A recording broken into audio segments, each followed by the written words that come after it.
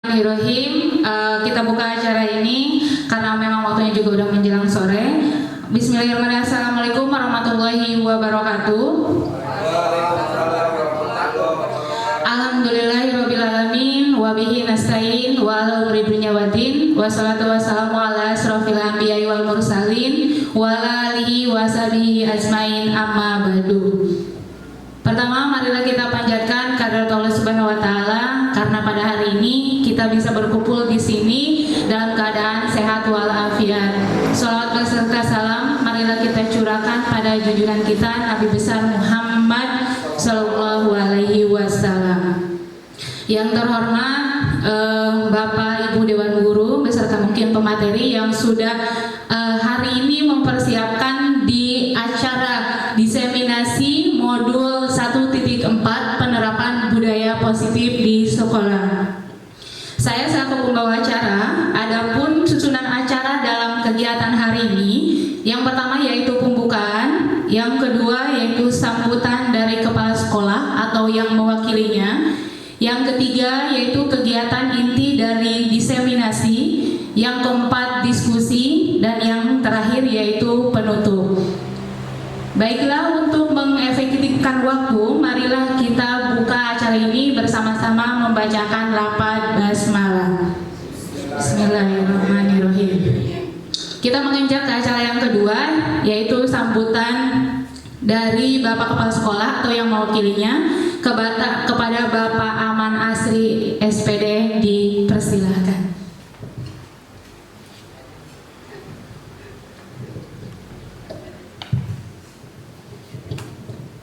Bismillahirrahmanirrahim. Assalamualaikum warahmatullahi wabarakatuh.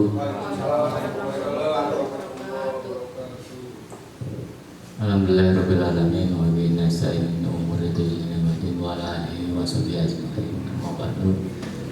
Yang saya hormati rekan Wapasek, yang saya hormati rekan-rekan Bapak Ibu Guru, terutama yang hadir pada kesempatan kali ini. Tak lupa yang saya hormati juga Ibu MC atau pembawa acara dan kegiatan diseminasi penerapan budaya positif di sekolah, terutama di SMA Negeri 1 Gunung Bencana.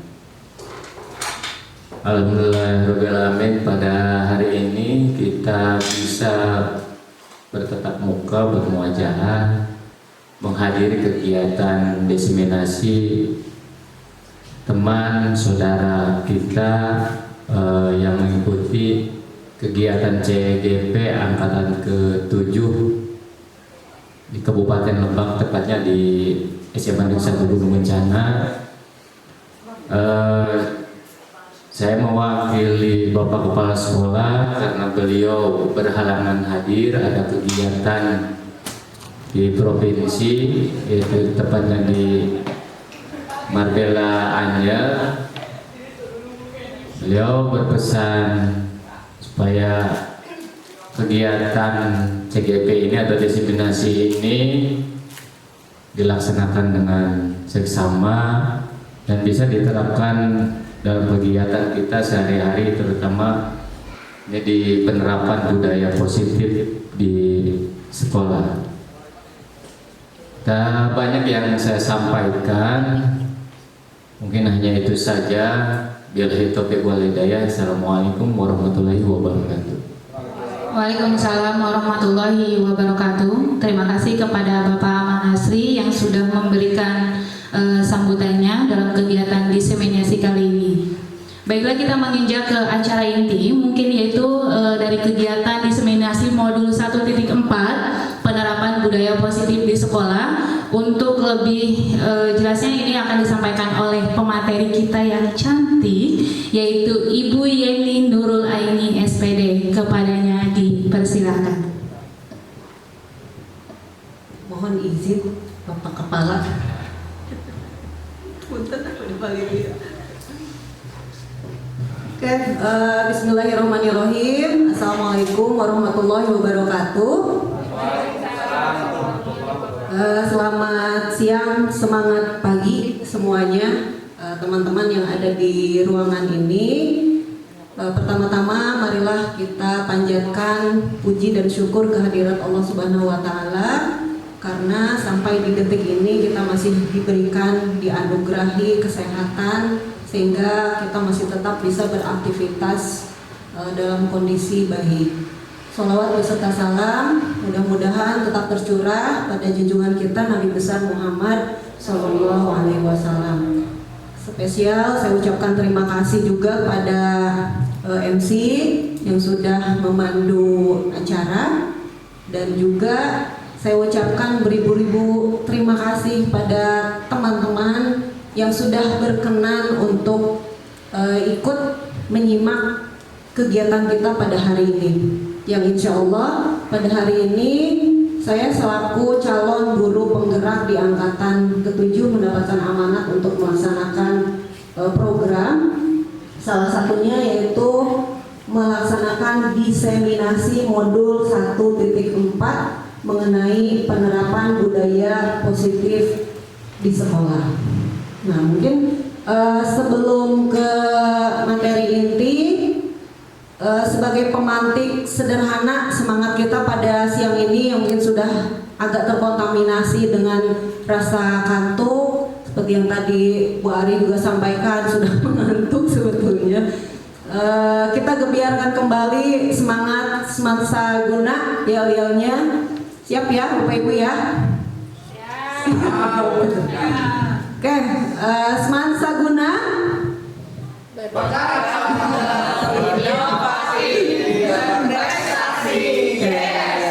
Terima kasih. SMA? Jaya, Jaya. SMA bisa. SMA? Bisa. Oke, terima kasih. Meskipun sepertinya memang betul-betul campur aduk sama ngantuk ya, Bu Ika. Saya sampaikan bahwa cerita sedikit bahwa untuk hari ini mungkin saya lebih banyak bersifat mengulas kembali ya Bapak Ibu ya, karena kan diseminasi modul 1.4 penerapan budaya positif ini sudah pernah disampaikan oleh senior-senior di sebagai calon guru penggerak di angkatan 6 yaitu Pak Yayan dan Bu Ika. Jadi pada hari ini anggaplah ini sebagai review saja mengenai penerapan budaya positif di sekolah tersebut. Jadi saya berdiri di sini juga bukan berarti mengajari teman-teman, karena saya juga masih proses belajar. Ya, masih proses belajar. Kita sama-sama sharing saja, diskusi saja, karena saya juga tidak menguasai 100%. Jadi kita intinya berdiskusi untuk sama-sama belajar. Lanjut Peggy.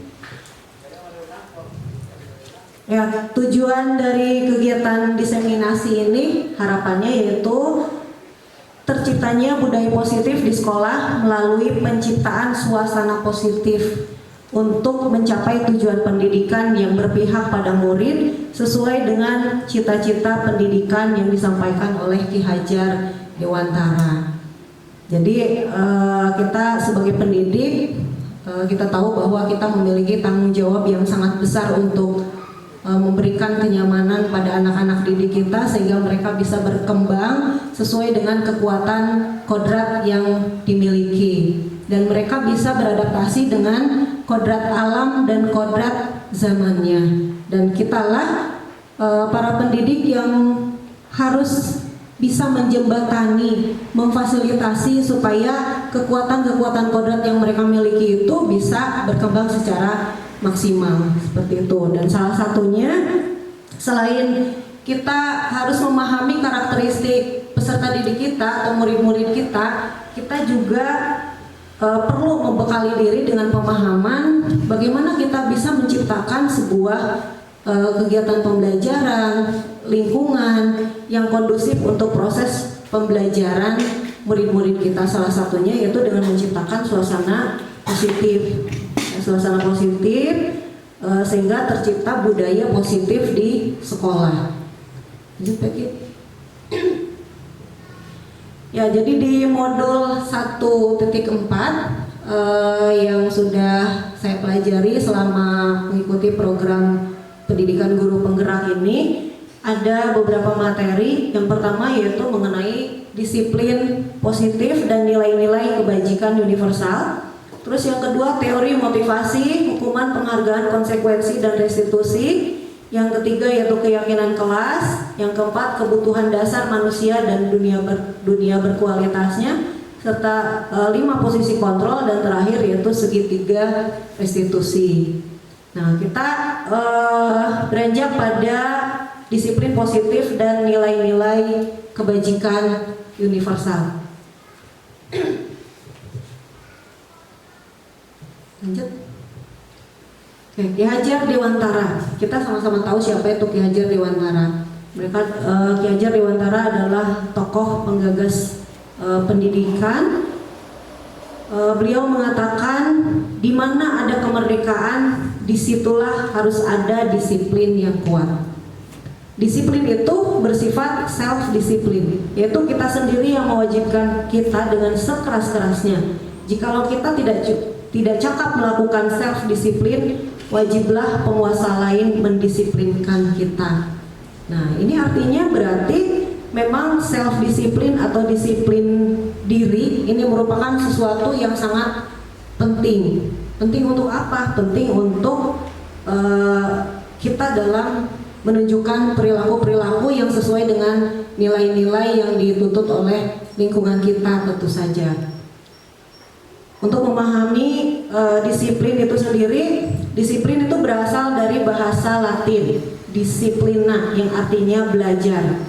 Nah, tujuan disiplin positif di sini adalah menanamkan motivasi yang ada dalam diri murid, yaitu menjadi orang yang mereka inginkan dan menghargai diri sendiri dengan nilai-nilai yang mereka percaya. Nah, untuk ketercapaian disiplin positif ini tentu diperlukan motivasi intrinsik atau motivasi yang berasal dari dalam. Ini nanti kita diskusikan di bagian motivasi lebih detailnya. Dan sebagai bentuk kontrol diri dalam mencapai tujuan mulia, itu harus mengarah pada nilai-nilai kebajikan universal. Kebajikan universal itu sendiri, ini kalau yang sedang kita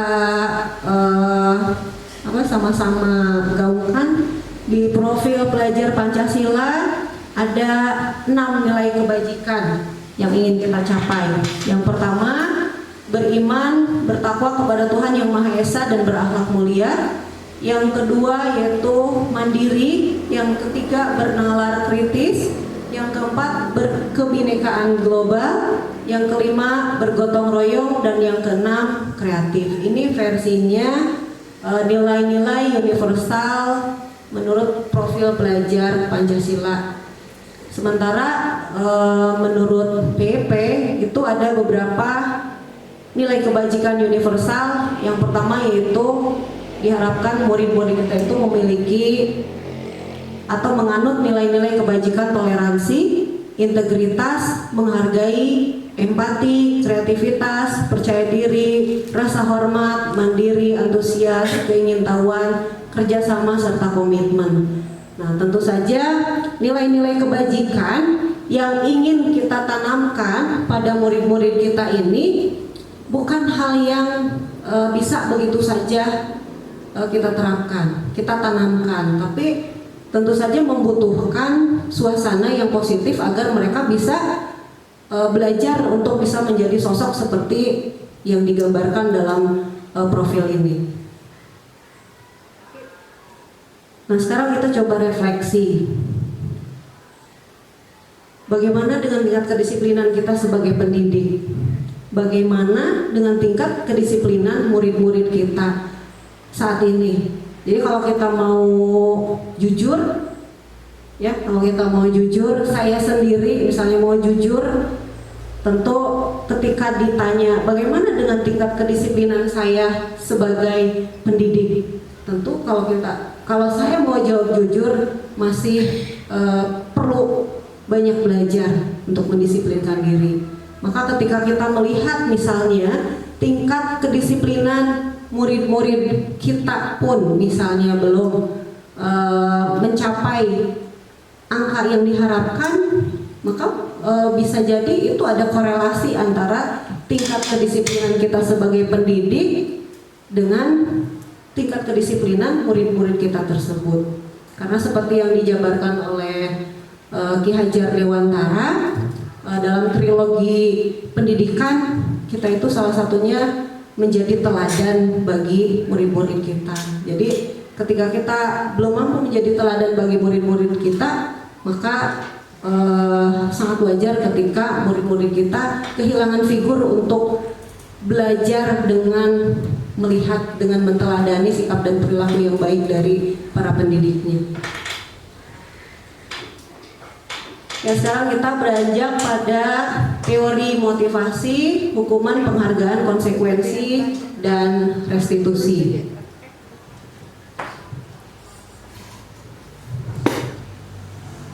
Diane Gossen dalam bukunya Restructuring School Discipline menyatakan ada 3 motivasi perilaku manusia.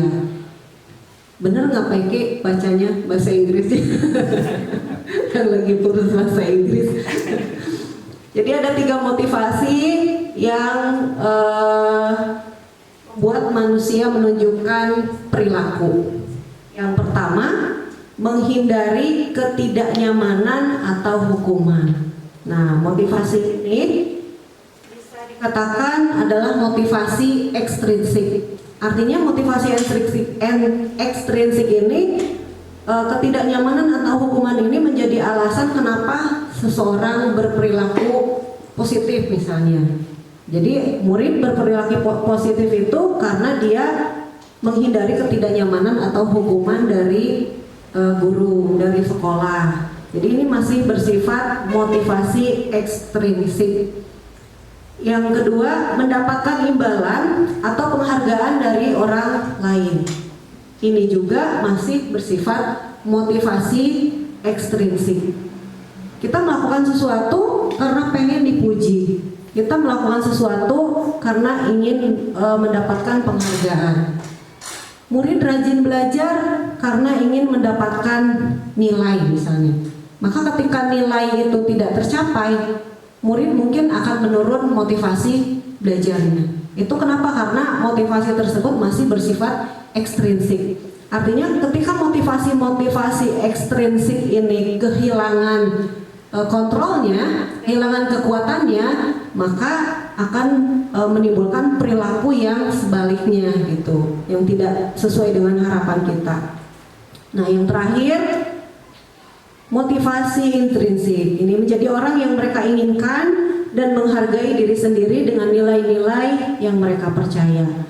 Nah, kalau yang ketiga ini bisa dianggap bahwa ketika seseorang berperilaku itu betul-betul karena mereka menginginkan dirinya menunjukkan perilaku tersebut, bukan karena motif apapun dari luar dirinya.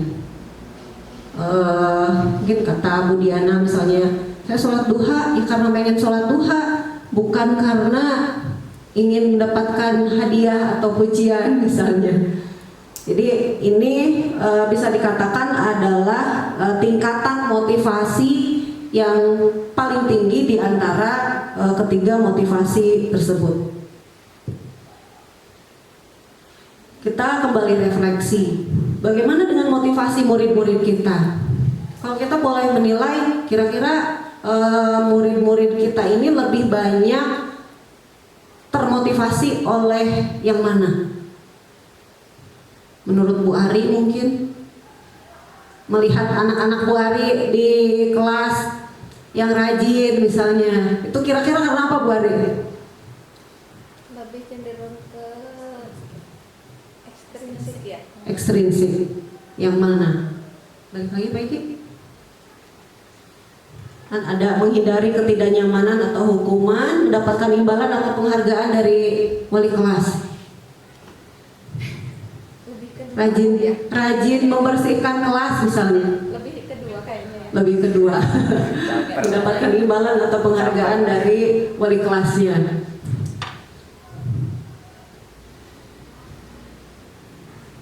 Oke. kita tidak bisa mengingkari ya bahwa memang anak-anak kita meskipun tidak 100% misalnya karena faktor kedua, karena bisa jadi sebetulnya mereka juga banyak gitu yang punya motivasi intrinsik.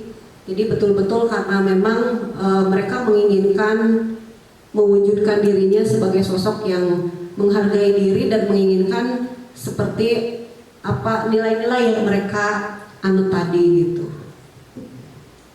Nah ini lanjut ke soal penghargaan. Ini juga sebetulnya mengulas kembali saja seperti yang dulu pernah disampaikan oleh Pak Yayan dan Bu Ika. Dan ini mungkin kalau boleh saya cerita bagian yang agak membuat saya berpikir, oh ternyata selama ini saya salah dong kalau begitu. Selama ini saya berpikir bahwa yang namanya penghargaan itu nilainya selalu positif. Selalu positif, tapi ternyata menurut teori ini penghargaan itu tidak selalu bernilai positif karena ternyata banyak efek yang kemudian ditimbulkan akibat kita menerapkan pemberian penghargaan.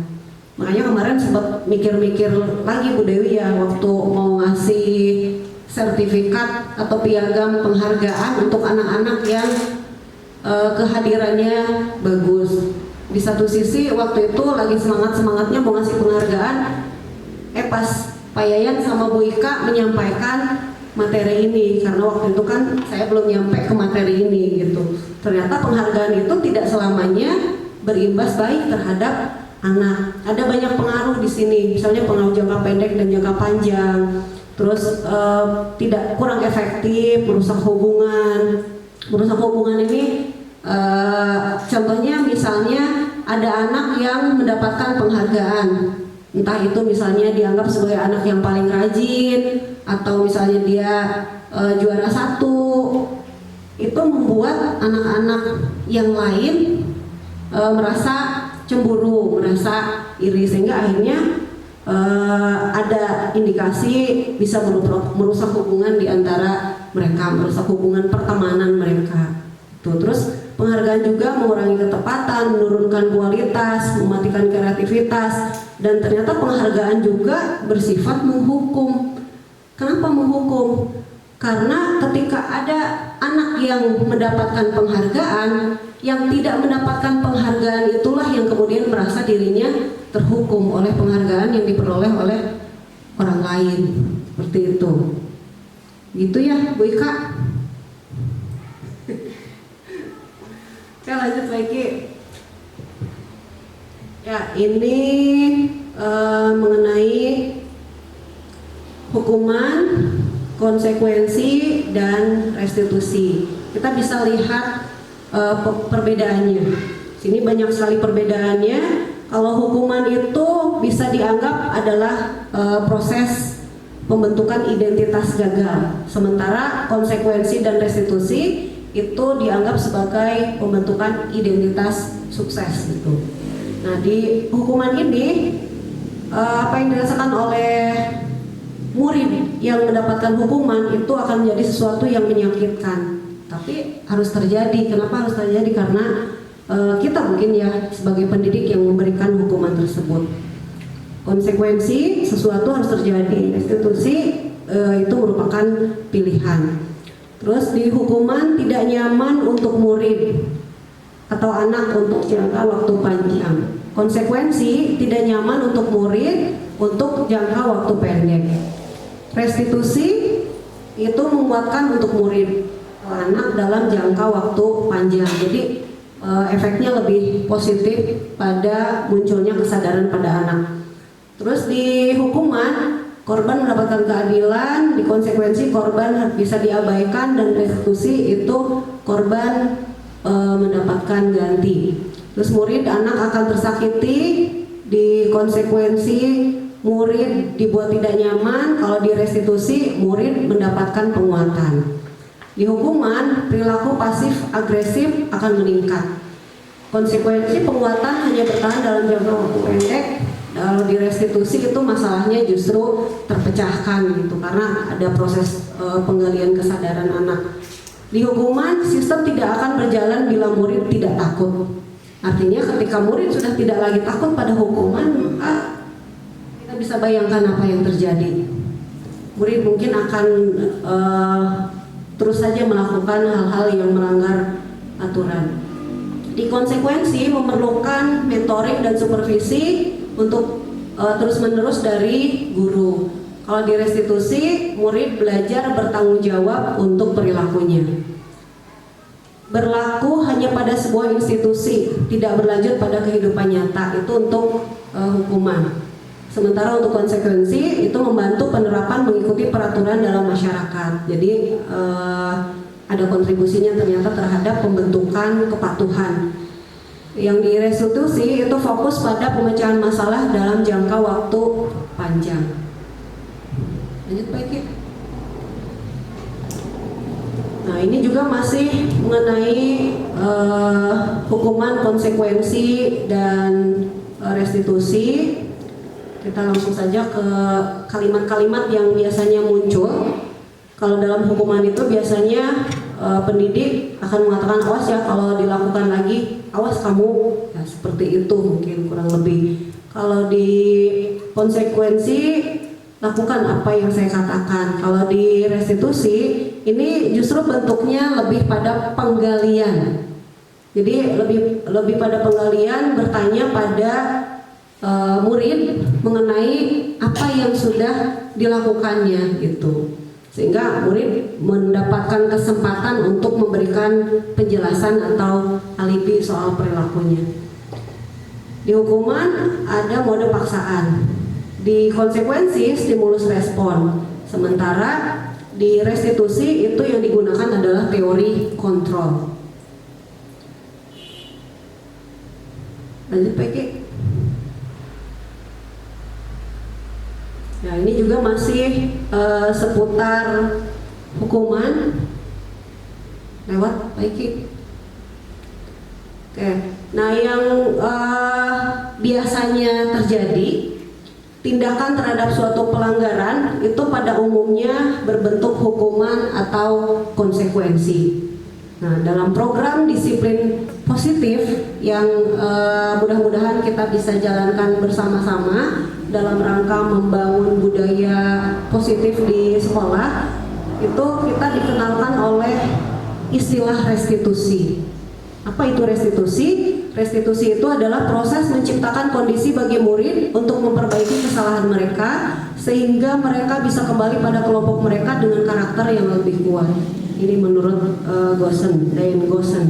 Jadi restitusi ini sendiri dianggap merupakan model perlakuan yang ideal dalam pendidikan, di mana kita itu tidak menghukum, tidak cenderung memberikan hukuman, tapi justru menggali kesadaran anak dengan mengajukan pertanyaan yang bermutu, sehingga anak itu malah ketika sudah melakukan kesalahan kita terapkan restitusi, insya Allah dia akan kembali pada kesadarannya gitu, sehingga kembali pada kelompoknya itu dengan karakter yang lebih baik. Itu yang diharapkan dengan kita menggunakan restitusi. Ya, sekarang kita berlanjut ke materi lain di modul 1.4, yaitu tentang keyakinan kelas. Keyakinan kelas ini mungkin kalau di sekolah lain sudah diterangkan, ya kita baru mengenal sekarang mungkin ya, karena kita kemarin masih memberlakukan tata tertib dan belum menerapkan keyakinan kelas. Apa sih kita harus menggunakan keyakinan kelas? Kenapa tidak peraturan kelas saja?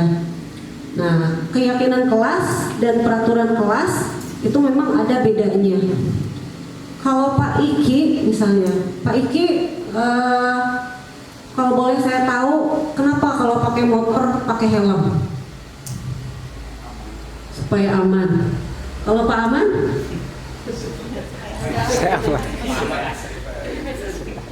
Saya juga termasuk yang kalau pakai motor itu pakai helm. Meskipun pakai helm, Pak Iki bilang supaya aman. Bukan karena takut polisi ya Pak Iki ya. Kalau takut polisi berarti motivasinya apa tadi Bu MC? Motivasi ekstrinsik. Motivasi ekstrinsik. Pakai helm itu demi keamanan. Karena saya juga meyakini bahwa menggunakan helm itu tujuannya demi keamanan gitu, bukan karena di razia sama polisi, ditilang sama polisi, tapi karena memang tujuannya supaya aman. Kenapa? Karena kecelakaan itu kan bisa terjadi di mana aja gitu, bukan hanya ketika kita bepergian jauh, naudzubillah min dzalik, tapi kita keluar dari rumah saja bisa terjadi kecelakaan. Ketika kita menggunakan helm, kita meyakini bahwa penggunaan helm itu bisa meminimalisir resiko berat akibat terjadinya kecelakaan, gitu, melindungi bagian yang sangat vital dari tubuh kita, yaitu kepala, sehingga akhirnya kita membiasakan diri untuk menggunakan helm. Gitu. Jadi dari analogi tadi kita memahami bahwa sesuatu yang kita yakini itu akan menjadi motivasi yang sangat kuat untuk kita menunjukkan suatu perilaku. Itu sebetulnya arahnya ke sana. Nah, jadi kenapa kita kemudian perlu menerapkan keyakinan kelas, bukan hanya peraturan. Karena kalau peraturan bisa jadi tidak didasari oleh keyakinan, tapi lebih cenderung pada aturan itu yang memang sudah dibuat dan mau tidak mau harus dipatuhi, seperti itu konsepnya. Tapi kalau keyakinan kelas itu sesuatu yang memang berasal dari diri kita, kemudian dibuat menjadi sebuah norma, sebuah nilai, sebuah kesepakatan, sehingga yang kita sudah yakini itu kemudian menjadi dasar untuk berperilaku sesuai dengan keyakinan kita, seperti itu. Nah, ini ketentuan-ketentuan keyakinan kelas yang mudah-mudahan nanti ke depan bisa dipraktikkan bersama-sama di seluruh kelas sesuai dengan target di CGP, di program PGP. Yang pertama, keyakinan kelas itu bersifat abstrak. Terus pernyataan-pernyataannya universal. Terus pernyataan juga dibuat dalam bentuk positif. Jadi tidak boleh ada kalimat-kalimat yang negatif. Misalnya dilarang membuat sampah sembarangan, tapi kita ubah menjadi kalimat positif. Misalnya membiasakan diri membuang sampah pada tempatnya. Terus keyakinan kelas juga dibuatnya tidak terlalu banyak, tidak seperti halnya tata tertib yang misalnya ada pasalnya, ada ayatnya, sehingga kita agak kesulitan untuk mengingat apa sih isinya gitu. Tapi kalau keyakinan kelas itu dibuat sesimpel mungkin, tidak terlalu banyak, tapi itu menjadi acuan bahwa itulah yang akan kita raih, itulah yang target yang akan kita capai. Terus dapat diterapkan di lingkungan tersebut, khususnya di kelas yang membuat keyakinan kelas. Terus dibuat dan disepakati warga kelas. Nah, ini yang kemudian kita yakini betul-betul menjadi sesuatu yang disepakati dan mudah-mudahan bisa benar-benar diterapkan, karena memang murid-murid kita sendirilah yang membuat konsepnya gitu, membuat konsepnya akan seperti apa, target mereka apa untuk diterapkan di kelas mereka sendiri. Dan untuk tiap kelas ini bisa jadi berbeda-beda antara kelas yang satu dengan kelas yang lain. Terus bersedia meninjau kembali keyakinan kelas dari waktu ke waktu. Jadi keyakinan kelas ini ya mungkin sama halnya dengan visi sekolah kita. Tidak bisa kita membuat visi itu sepanjang masa itu saja gitu. Tapi kita juga meninjau kembali keyakinan kelas yang sudah dibuat itu harus ada dinamisasinya. Apalagi kemudian misalnya yang sudah tercapai, alhamdulillah berarti. Nah, kita coba buat lagi keyakinan kelas apa kira-kira yang ingin kita raih, sehingga situasi kondisi pembelajaran di kelas itu semakin hari semakin berkualitas. Lanjut Peggy. Nah ini Bapak Ibu wali kelas terutama langkah-langkah untuk membuat keyakinan kelas. Dan alhamdulillah kemarin saya mendapatkan izin karena guru BK kan tidak punya kelas khusus, jadi saya minta izin sama wali kelas 10.1 karena kebetulan kan waktu P5 juga saya di 10.1, jadi supaya bisa lebih mudah beradaptasi, saya coba praktikkan pembuatan atau penyusunan keyakinan kelas ini di kelas tersebut. Nah, langkah-langkah yang dilakukan yang pertama yaitu curah pendapat, terus mencatat masukan para murid, ganti kalimat menjadi positif, terus menemukan nilai-nilai kebajikan atau keyakinan yang dituju, kemudian meninjau ulang keyakinan sekolah atau kelas secara bersama-sama dan menyetujuinya serta menandatanganinya. Kemudian dibuat dalam bentuk poster dan menempelnya di dinding kelas. Saya juga masih proses belajar, ya mudah-mudahan nanti kita bisa sama-sama terus belajar kembali. Kalau saya kemarin curah pendapatnya dalam bentuk berkelompok gitu, karena kadang-kadang kan ada yang per individual, kayak Bu Ika misalnya kemarin per individual ya Bu Ika ya, praktek keyakinan kelasnya minta setiap anak memunculkan kelas impian. Kalau saya kemarin caranya dengan cara berkelompok, tapi pada ujungnya ya sama-sama menyepakati, mensortir, lalu kemudian memilah mana yang kira-kira disepakati dan menjadi impian bersama seluruh anggota kelas. Ya, ini dokumentasi foto ketika saya mencoba mempraktikkan aksi nyata berupa pembentukan keyakinan di kelas 10.1. Lanjut Vicky. Dan ini posternya, poster sederhana sekali, poster sederhana sekali yang isinya ini untuk keyakinan kelas 10.1. Yang pertama yaitu menerapkan 5S, itu sesuai kesepakatan anak-anak, menerapkan 5S. Terus yang kedua hadir tepat waktu. Yang ketiga mereka menyepakati harus mendengarkan guru saat guru menjelaskan di kelas.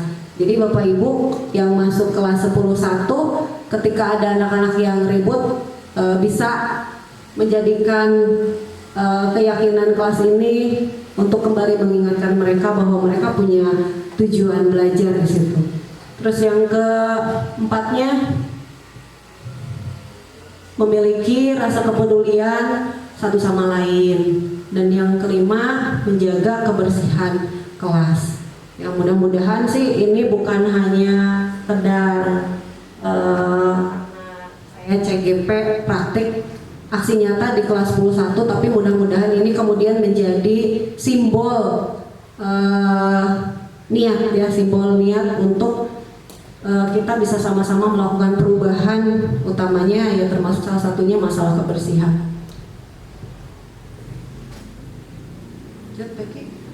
Nah sekarang bagaimana sih posisi guru jika ada yang melanggar keyakinan kelas? Kan kita punya aturan, kita sudah membuat juga keyakinan kelas. Bahkan ceritanya keyakinan kelas ini bersumber dari inisiatif murid-murid kita. Tapi bukan tidak mungkin bahwa keyakinan kelas yang sudah dibuat itu tidak dilanggar.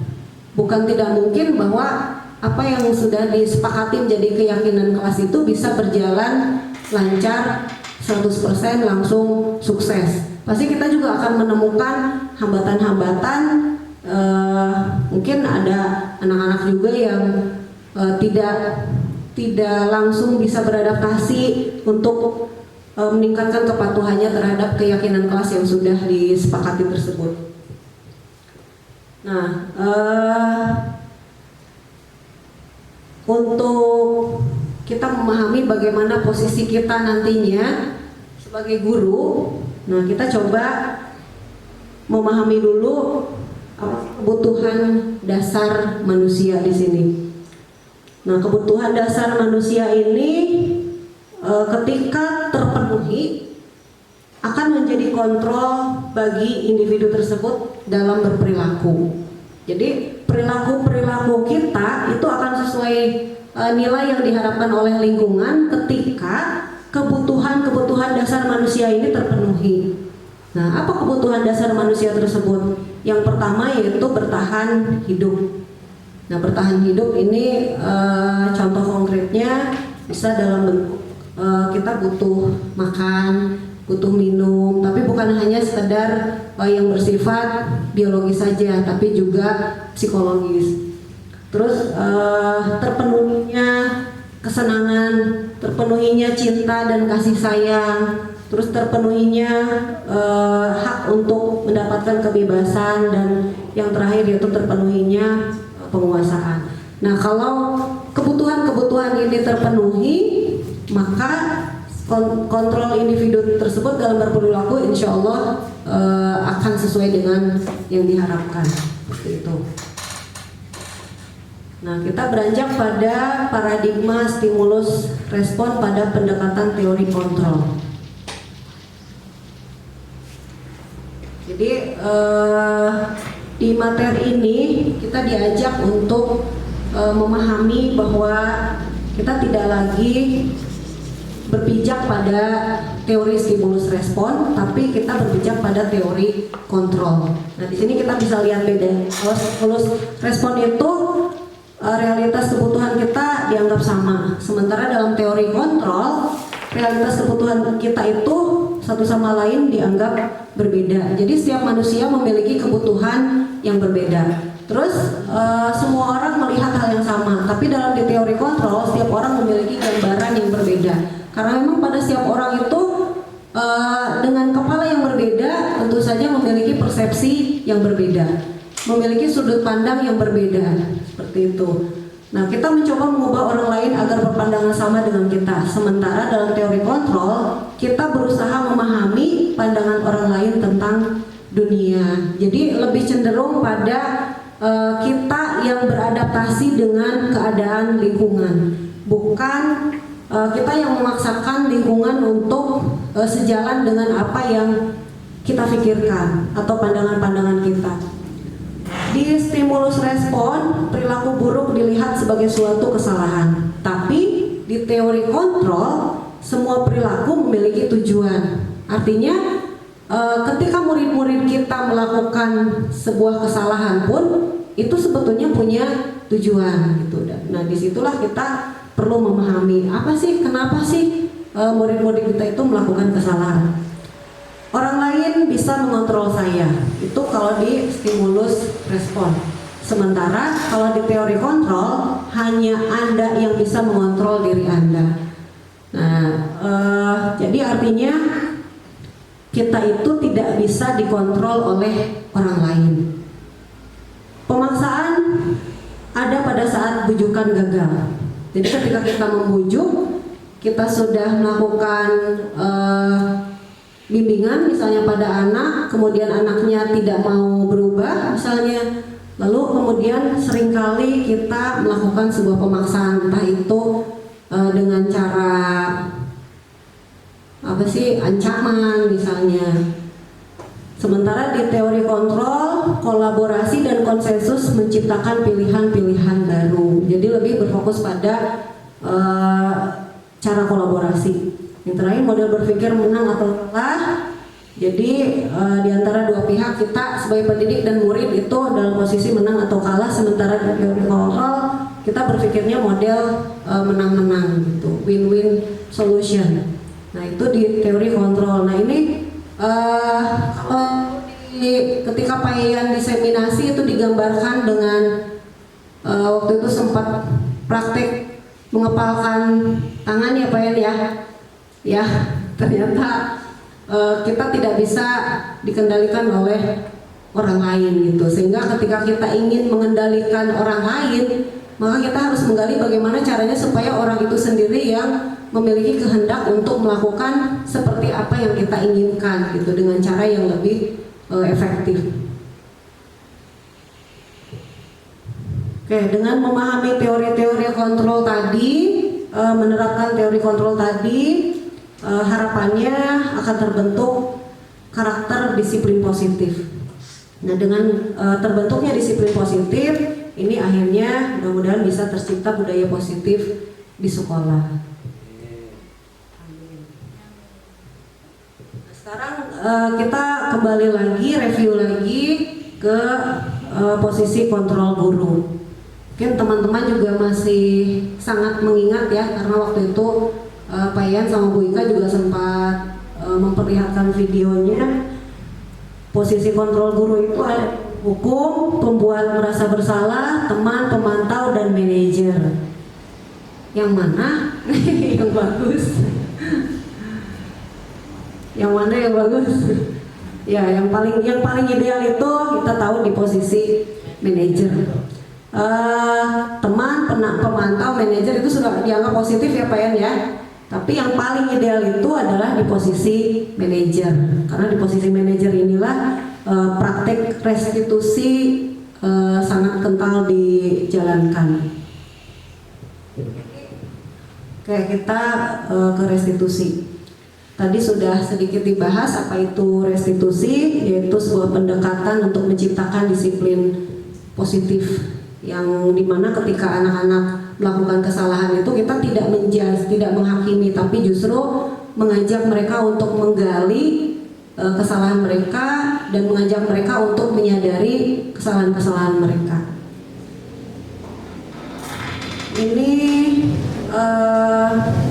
restitusi itu sendiri. Restitusi itu menuntun untuk melihat ke dalam diri. Jadi kita mengajak anak untuk melihat ke dalam dirinya sendiri. Restitusi mencari kebutuhan dasar yang mendasari tindakan. Nah, melalui restitusi ini, ketika kita melihat murid kita melakukan sebuah kesalahan, kita sebagai pendidik itu harus bersedia mengidentifikasi ini kebutuhan dasar anak apa sih yang tidak terpenuhi sehingga dia kemudian lost control, sehingga kemudian dia melakukan hal-hal yang tidak diharapkan. Jadi kita menggali kebutuhan dasar dia itu apa yang tidak terpenuhi. Restitusi adalah tawaran, bukan paksaan. Terus restitusi juga bukan untuk menebus kesalahan, namun untuk belajar dari kesalahan. Karena di proses restitusi itu ada proses kita memahami kenapa seseorang melakukan kesalahan. Restitusi memperbaiki hubungan. Kalau hukuman kan cenderungnya merusak hubungan ya. Kalaupun anak misalnya nurut sama kita misalnya, karena kita marahin mereka, tapi mungkin persepsi mereka tentang kita itu akan menjadi buruk gitu. Jadi akhirnya merusak hubungan. Sementara dengan restitusi, insya Allah itu tujuannya untuk memperbaiki hubungan. Nah, ini langkah-langkah restitusi. Yang pertama yaitu menstabilkan identitas. Dalam proses menstabilkan identitas ini, contoh-contoh kalimat yang bisa kita sampaikan ke anak itu misalnya, oke, saya tidak akan marah. Terus semua orang pasti pernah berbuat salah. Kita bisa menyelesaikan ini. Tidak ada manusia yang sempurna. Jadi di tahap menstabilkan identitas ini kita membawa anak pada kenyamanan gitu, supaya di langkah awal ini anak tidak justru menolak kehadiran kita, tapi dia merasa bahwa dia diterima oleh kita sebagai sosok individu yang sangat manusiawi gitu, karena manusia itu kan tidak akan pernah luput dari yang namanya kesalahan gitu. Jadi kita posisikan dia sejaman mungkin supaya dia menjadi lebih terbuka pada kita. Terus yang kedua, validasi tindakan yang salah. Nah, di langkah ini kalimat-kalimat yang bisa kita sampaikan, misalnya kamu boleh mempertahankan sikap itu, tapi kamu harus menambahkan sikap yang baru. Atau misalnya kalau saya biasanya lebih ke yang kedua, kamu pasti punya alasan kenapa berbuat seperti itu. Biasanya saya tanya, kenapa sih suka terlambat datang ke sekolah, kenapa bolos misalnya, kenapa merokok. Jadi anak juga diberikan kesempatan untuk memberikan penjelasan. Terus yang ketiga, menanyakan keyakinan kelas atau sekolah. Nah, di tahap ini kita memandu anak. Jadi mengajak anak untuk menyadari, ya meskipun dia melakukan kesalahan, kemudian kita sampaikan bahwa itu sesuatu yang wajar kok, itu sesuatu yang manusiawi kok. Ibu pun sebagai manusia bisa saja melakukan kesalahan yang sama seperti yang kamu lakukan. Tapi di sisi lain kita pun harus mengajak anak untuk menyadari gitu, bahwa ya yang namanya kesalahan itu kan tetap harus ada proses perbaikan gitu. Nah, di sini kita bisa menanyakan keyakinan kelas yang sudah disepakati misalnya, atau keyakinan terhadap nilai-nilai universal seperti yang tadi saya sampaikan. Misalnya kalau kamu bolos, kira-kira nilai-nilai kebajikan apa yang sudah dilanggar? Kalau kamu mencuri, nilai-nilai kebajikan apa yang sudah kamu langgar? Jadi kita sifatnya tidak instruktif, tidak menceramahi gitu, tidak mengajari, tapi justru menggali pemahaman anak supaya si anak itu sendiri ada proses berpikir kritis di situ. Oh iya, berarti perilaku saya ini salah dan melanggar nilai-nilai tertentu yang sebetulnya bisa jadi anak itu sendiri tahu gitu, tahu bahwa perilakunya itu salah dan melanggar nilai-nilai tertentu gitu. Oke, Pak Iki.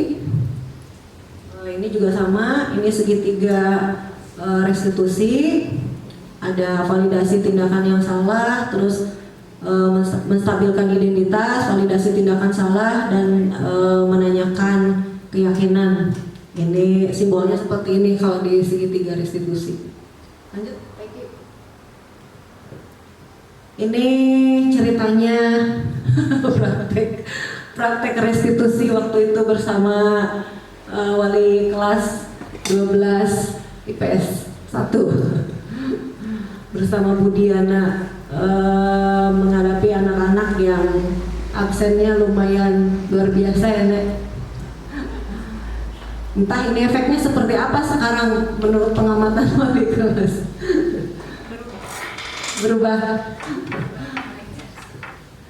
Ya, ini fotonya hanya satu kebetulan yang ditampilkan.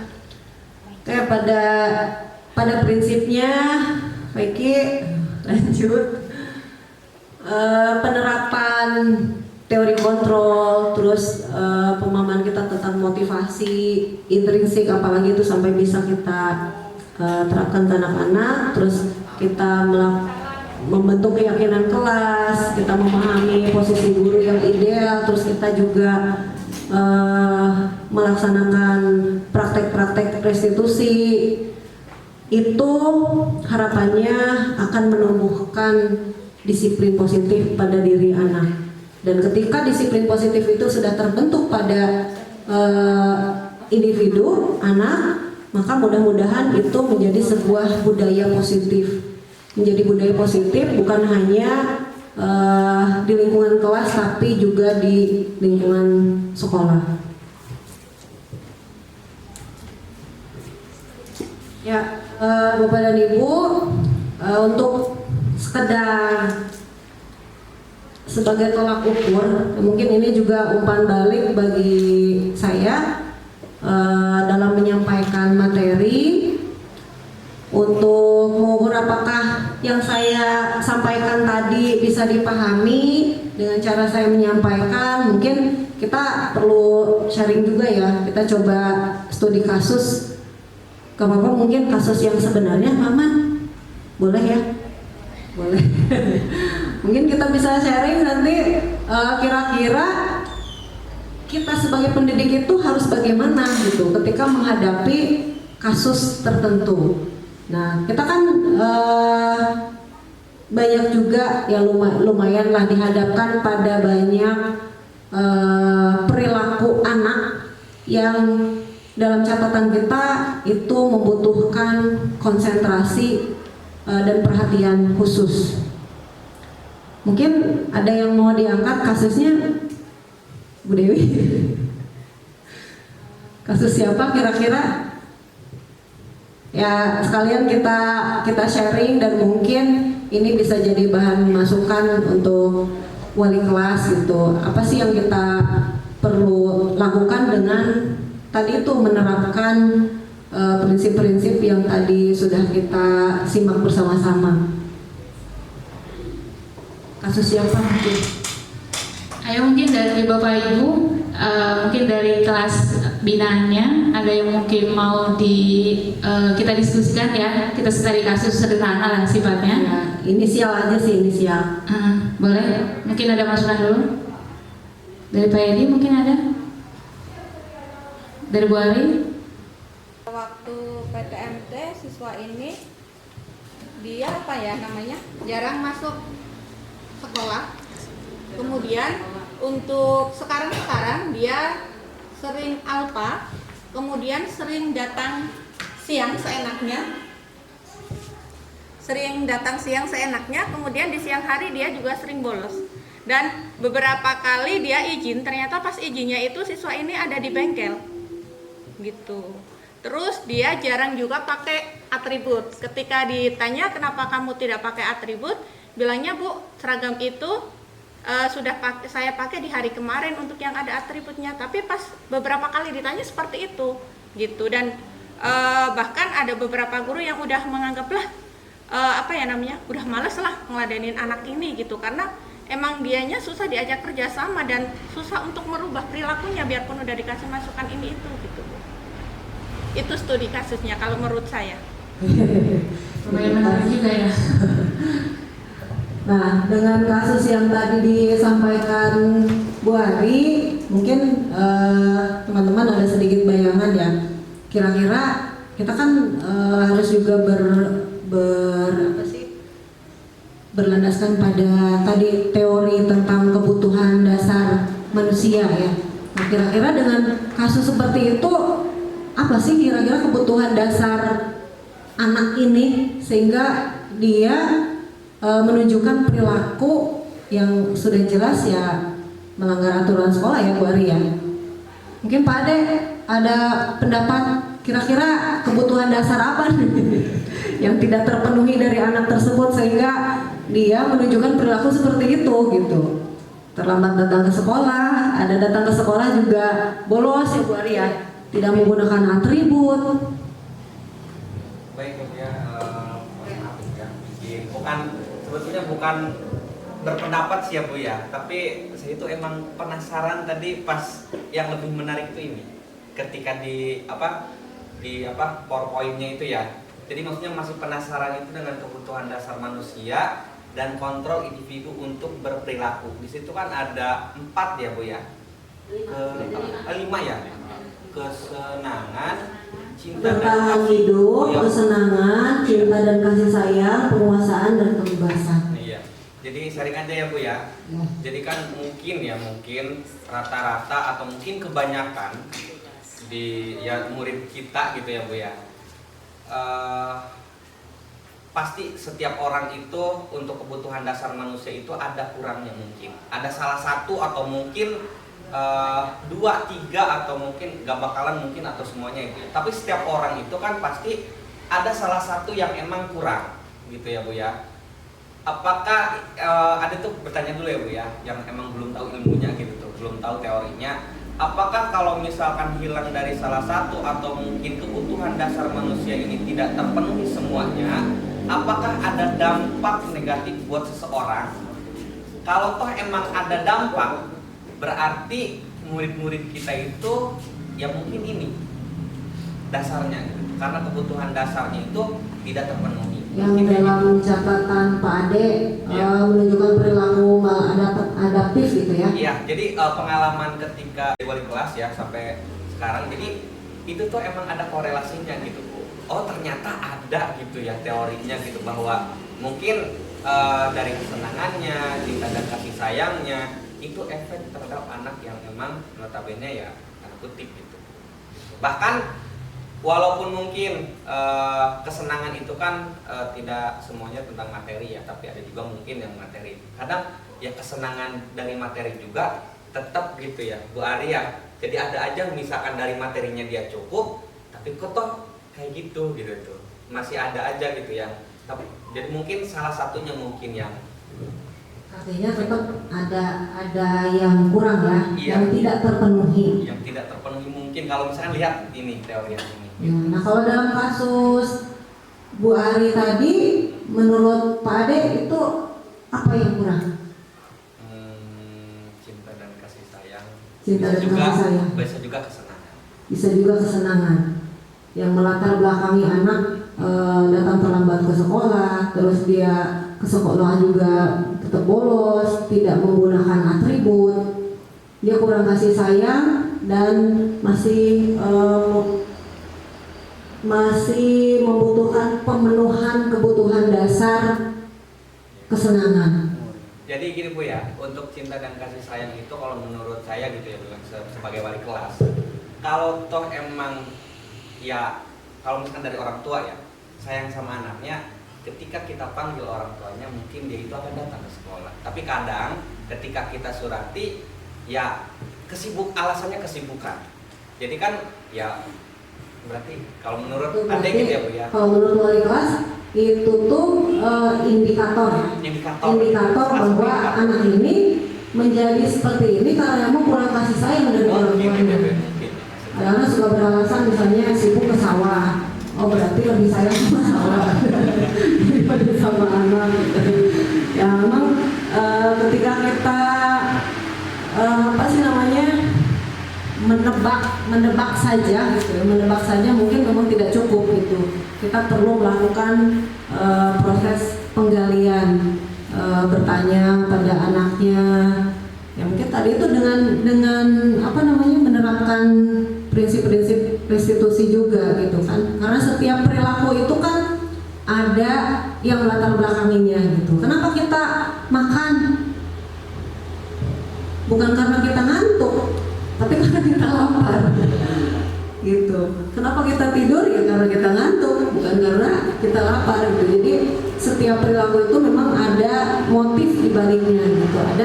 Ada yang menjadi alasan kenapa dia melakukan sesuatu gitu. Dan kadang-kadang memang latar belakang keluarga itu kalau kita perhatikan anak-anak yang dalam tanda kutip agak berbeda gitu ya, agak spesial, ternyata punya latar belakang keluarga yang juga luar biasa gitu. Mungkin sebagai wali kelas, sebagai guru, sebagai pendidik kita perlu menggali itu gitu. Sebetulnya apa sih kebutuhan dasar dia yang tidak terpenuhi sehingga memunculkan perilaku maladaptif gitu. Ya kayak anak-anak yang seneng nge-BM itu kan bukan karena butuh tumpangan ya sebetulnya, tapi karena memang dia senang aja gitu, senang. Jadi mungkin ada jiwa ya, dan kepuasan tersendiri ketika dia bisa melakukan itu gitu, bisa melewati tantangan karena mungkin adrenalinnya apa sih ketika melakukan hal seperti itu. Terus ya dalam beberapa kasus juga Pak Ade, saya suka memperhatikan misalnya ada teman dulu ya, teman yang ketika berada di lingkungan kami itu dia mendominasi, ceria gitu. Tapi ketika diteliti latar belakang keluarganya, ternyata dia mengalami tekanan gitu dari orang tuanya. Yang tekanan-tekanan negatif itu kemudian terekspresikannya di luar lingkungan keluarga gitu. Jadi di situ ternyata kalau kita pahami, oh berarti memang ada kebutuhan dasar yang tidak terpenuhi di situ yang dia cari di luar sana gitu. Termasuk misalnya kita menemukan kasus anak yang pacaran ya. Anak yang pacaran itu kan kadang-kadang ada saja anak yang pacaran itu alasannya apa? Karena dia merasa kurang kasih sayang dari orang tuanya, sehingga dia mencari kasih sayang dari orang yang dianggap spesial gitu kan. Yang namanya pacar dia perhatian ya, makan saja selalu ditanya udah makan apa belum, udah aduh, masih untung ada udah kayak apa belum. Iya, masih makan tetap orang tuanya bukan pacarnya. Tapi bukan hanya sekali dua kali, alasan itu kemudian mencuat ketika ditanya gitu, kenapa sampai pacarannya? Karena saya merasakan kenyamanan gitu, merasakan kenyamanan, merasakan diperhatikan, menjadi prioritas. Sementara mungkin kebutuhan itu tidak terpenuhi dari orang-orang dekatnya, keluarganya gitu, seperti itu. Artinya ini mengajak kita belajar memahami mungkin ya Bapak Ibu ya, bahwa anak-anak kita yang dia datang terlambat, bolos, merokok dan lain sebagainya, sepertinya memang punya latar belakang, yang kalau kita ngikutin emosi mungkin ya marah gitu, tapi ketika kita gali lebih jauh, mungkin justru akan membuat kita malah terharu gitu, ikut sedih, ikut bersimpati. Oh ternyata di balik perilakunya itu ada sesuatu yang luar biasa yang sudah dialami oleh anak tersebut gitu. dulu juga ketika ada anak terlambat, saya belum mengenal restitusi meskipun sudah jadi guru BK, tapi ya tetap saja kadang-kadang saya juga mau praktek sebagai guru BK. Mudah-mudahan itu juga jadi proses pembelajaran, dan insya Allah itu jadi proses pembelajaran. Saya tegur, kenapa terlambat, dengan nada suara yang agak tinggi.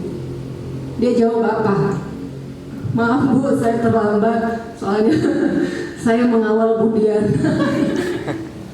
Saya mengawal Budiana, takut kenapa-napa. Ya Allah. Setelah tahu jawabannya, pasar kena sapi sejak. Ternyata keterlambatan dia itu karena sesuatu yang mulia gitu, karena ingin menjaga guru BK-nya udah marah-marah, ternyata dia dulu waktu Budiana masih belajar naik motor gitu. Ya, karena rasa tanggung jawab menggantikan Malik ketika pulangnya mengawal Budiana. Jadi ternyata perilaku-perilaku anak yang kita anggap negatif itu ya ada sesuatu di baliknya gitu, dan tidak selalu negatif juga gitu. Ternyata ada hal-hal positif yang melatar belakangi anak melakukan sesuatu. Jadi kita sebisa mungkin tidak menjadi penghukum bagi anak, tapi berusaha untuk ya belajarlah untuk menjadi manajer yang baik dengan menerapkan prinsip-prinsip restitusi tadi. Kita sama-sama belajar intinya, karena yang namanya proses belajar itu tidak mungkin langsung ke nilai 100, tapi pasti akan kita mulai dari 1, bahkan mungkin dari 0 gitu. Ya Bapak Ibu, ada yang mau didiskusikan lagi mungkin, atau sudah cukup? Cukup kayaknya Bu. Cukup. Terima kasih Bu Ari. Oke, jawaban Bu Ari tepat sekali dengan akhir slide ya. Sudah diucapkan thank you. Jadi materinya juga sudah selesai. Alhamdulillah, mudah-mudahan apa yang tadi saya sampaikan bisa bermanfaat buat teman-teman semua. Sudah sore sepertinya, sudah cukup. Saya ucapkan terima kasih yang sedalam-dalamnya sudah ikut berpartisipasi dalam kegiatan pengibasan materi di modul 1.4 mengenai penerapan budaya positif di sekolah. Mudah-mudahan apa yang sudah kita diskusikan tadi bisa kita aplikasikan bersama-sama di sekolah tercinta ini, sehingga ke depan bisa banyak perubahan ke arah yang lebih baik dan lebih berkualitas. Amin ya rabbal alamin. Saya akhiri diseminasi ini dengan mohon maaf yang sebesar-besarnya apabila ada kata-kata yang kurang berkenan. Kita akhiri dengan alhamdulillah, dengan thank you. Billahi taufiq wal hidayah. Wassalamualaikum warahmatullahi wabarakatuh. Waalaikumsalam warahmatullahi wabarakatuh. Terima kasih kepada Ibu Yeni Nurul Aini yang mungkin pada hari ini sudah menyampaikan materi yang ini penting sebenarnya untuk kita lakukan, dan untuk penerapan budaya positif di sekolah memang dapat kita simpulkan bahwa semuanya memang harus dimulai dari diri sendiri ya Bu, dan kita juga memang harus lebih memahami mungkin karakteristik siswa gitu kan, yaitu dengan mengacu kepada kebutuhan dasar yang seperti tadi kita udah coba diskusikan. Dan sebenarnya itu sesuatu hal yang menarik karena memang saya juga memiliki anak-anak yang luar biasa gitu kan, dan mudah-mudahan dengan teori yang tadi disampaikan oleh pemateri itu bisa menjadi satu pembelajaran yang baik untuk kedepannya agar saya bisa menjadikan anak-anak jauh lebih positif lagi ketika mereka berada di lingkungan sekolah. Oke, Bapak Ibu, mungkin kita tutup aja acara ini karena memang waktu juga udah sore. Saya selaku pembawa acara mengucapkan terima kasih dan mohon maaf apabila ada kata-kata yang kurang berkenan di hati Bapak Ibu. Kurang lebihnya saya mohon maaf. Wabillahi taufiq wal hidayah. Wassalamualaikum warahmatullahi wabarakatuh. Oke Bapak, sudah.